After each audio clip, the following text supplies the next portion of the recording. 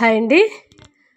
ఒక 4 రకాలు vegetable curry అండి. స్టవ్ మీద కళాయి పెట్టుకొని కొద్దిగా ఆయిల్ వేసుకొని సోంపు, జీలకర్ర, ఆవాలు, మెంతులు కూడా కొంచెం యాడ్ చేశాను. చాలా టేస్ట్గా ఉంటుంది.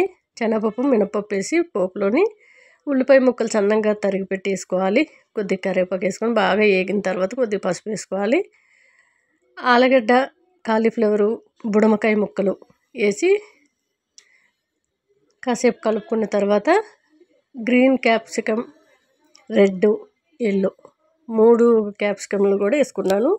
ఆరోగ్యానికి చాలా మంచిదండి. క్యాప్సికమ్ ఎవరు తినరు. మిక్సీ గిన్నెలో కొద్దిగా కాజు, అల్లం, వెల్లుల్లి, 2 టమాటాలు మెత్తగా పేస్ట్ చేసుకోవాలి. ఆ పేస్ట్ కాస్త ఈ కళాయిలో వేసేసుకొని కొద్దిగా సాల్ట్, రాళ్ళుప్పు వేసుకున్నాను. కారము, ఆ మిక్సీ గిన్నె కడిగి కొద్దిగా వాటర్ అయితే యాడ్ చేశాను. చాలా చక్కగా ఉడికిపోతుంది. చాలా టేస్ట్గా ఉంటుంది. ఇది రోటీ అయినా రైస్ అయినా బాగుంటుంది. నేను ఇంకా ఎటువంటి మసాలాలు వేయలేదు. ఇంట్లో కాస్త మసాలా వేయొద్దు అన్నారని నేను అసలు నాన్ వెజ్ తప్ప వెజిటేబుల్కి వేయకుండానే వండుతున్నాను. చాలా ఆరోగ్యం అండి. మీరు సింపుల్గా ఈజీగా ఇలా వండుకొని చూడండి. మా ఇంట్లో ఎంత వర్షం పడినా సరే పెరుగు అనేది కంపల్సరీ. రాళ్ళుప్పు వేసుకొని పెరుగు అయితే ఈరోజు పోపు పెట్టుకుంటున్నాను. పెరుగు రసం అనేది కంపల్సరీ ఉండాలండి. మెయిన్ పిల్లలు ఉండే దగ్గర అయితే డైలీ రసం అనేది చేయాలి. కొద్దిగా పచ్చిమిర్చి ముక్కలు, ఉల్లిపాయ ముక్కలు సన్నగా తరిగేసుకున్నాను.